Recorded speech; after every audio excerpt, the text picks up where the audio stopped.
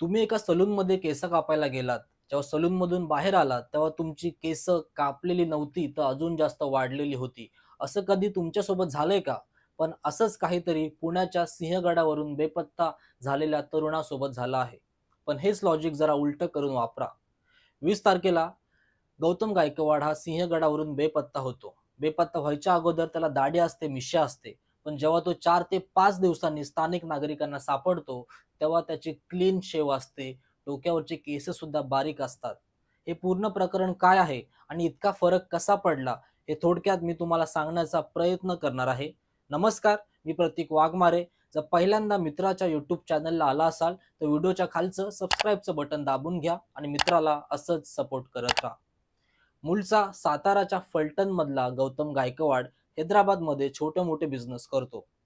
20 तारखेला तो आपल्या मित्र मैत्रिणींसोबत पुण्याच्या सिंहगडावरती फिरण्यासाठी आला होता. त्यांनी सेल्फी काढली, त्यांनी फोटो काढले, खाल्लं पिल्लं, खूप फिरलं. पण अचानक गौतम गायकवाड गायब होतो. त्याचे मित्र त्याचा शोध घेतात, पण त्यांना गौतम गायकवाडचा पत्ता लागत नाही. भीतीने सर्वजण गौतम गायकवाडच्या बेपत्ता झाल्याची तक्रार स्थानिक पोलीस स्टेशनमध्ये करतात. 20 ऑगस्ट पासून ते 24-25 ऑगस्ट पर्यंत स्थानिक निवासी, स्थानिक पोलीसवाले आणि गिर्यारोहक त्या पूर्ण 1000 फूट खाडीचं तपास घेतात. पूर्ण खाडी उलटी पालटी करून तपासतात, पण गौतम गायकवाडचा कुठेच थांग पत्ता लागत नाही. मग अचानक गौतम गायकवाड वरती येतो. स्थानिक निवासी त्यांना त्याच्या घरी घेऊन जातात. त्याला आधार देतात, खायला पिला देतात आणि दवाखान्यामध्ये ऍडमिट करतात. दवाखान्यामध्ये TV9 मराठीच्या एका रिपोर्टर सोबत बोलताना गौतम गायकवाडांनी जे खुलासे केले आहेत, ते खुलासे जरा अविश्वसनीय सुद्धा आहेत आणि धक्कादायक सुद्धा आहेत. गौतम गायकवाड म्हणतात, की मी 20 तारखेला सिंहगडावरती होतो. मी माझा फोन माझ्या मित्राकडे दिला आणि वॉशरूम करण्यासाठी जरा कोपऱ्यात गेलो. तिथे मला कुत्रा एक खाडीमध्ये पडलेला दिसला. त्या कुत्र्याला वाचवण्याच्या नादामध्ये माझा पाय घसरला. मी 500 ते 700 फूट खाडीत जाऊन पडलो. पडताना मला मार लागला. मी अशक्त झालो होतो.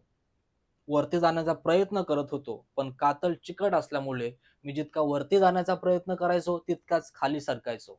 त्यांनी प्रयत्न केले, पण त्याची पहिली रात्र त्याच ठिकाणी गेली. दुसरा दिवस उजडला. तो हातामध्ये गवत असेल, झाडाच्या फांद्या असतील, जे भेटेल ते घेऊन वरती जाण्याचा प्रयत्न करत होता. पण पाऊस 2-3 दिवस जोरात पडत होता, धुकं सुद्धा होतं.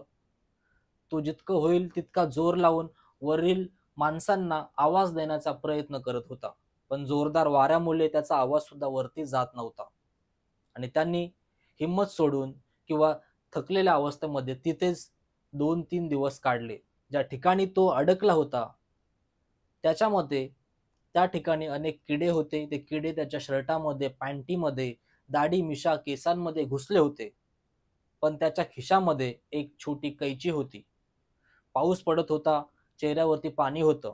म्हणून त्यांनी त्याच कैचीने त्याची केस कापली, दाढ्या मिशा बारीक केल्या, असं त्यांनी TV9च्या रिपोर्टरांना सांगितलं. पण तिकडे पोलिसांच्या मते ही पूर्ण स्टोरीज पूर्ण वेगळी आहे.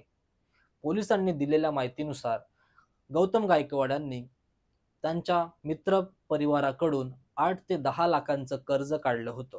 ते कर्ज गौतम गायकवाडांना फेडण्याची ऐपत नसल्यामुळे स्वतः बेपत्ता झालोय किंवा स्वतः खाडीमध्ये पडून मृत्यूचं नाटक केलंय, असं पोलिसांनी माध्यमांना सांगितलं.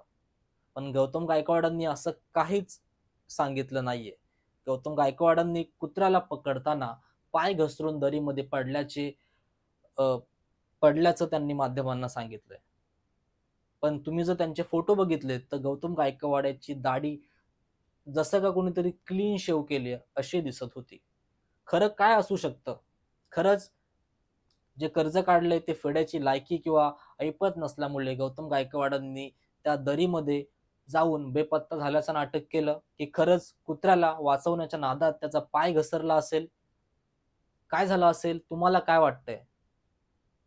याबद्दल तुमची मतं, तुमचे कमेंट्स मला खाली कमेंट करून सांगा. व्हिडिओ आवडले असेल नक्की लाईक करा आणि जर आतापर्यंत मित्राच्या चॅनलला सबस्क्राईब केलं नसेल, तर विनंती आहे, व्हिडिओच्या खालचं जे सबस्क्राईबचं बटन आहे, ते बटन दाबून घ्या आणि मित्राच्या YouTube चॅनलला असंच सपोर्ट करत राहा. इतकं बोलून ही व्हिडिओ इथेच संपवतो. जय महाराष्ट्र.